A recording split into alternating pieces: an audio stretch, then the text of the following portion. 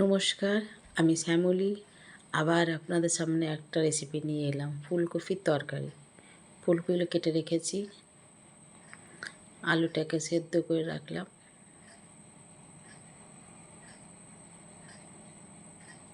কড়াইয়ে তেল দিলাম,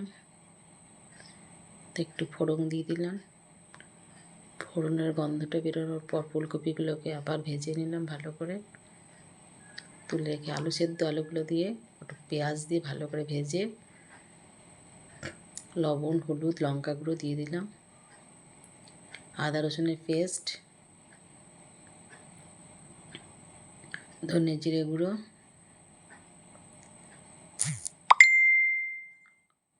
টমেটো সস ভালো করে কষিয়ে নিচ্ছি মশলাটাকে তেল ছাড়া পর্যন্ত। এবার ফুলকপি ভাজাগুলো দিয়ে দেব, জল দিয়ে সেদ্ধ করতে দিলাম।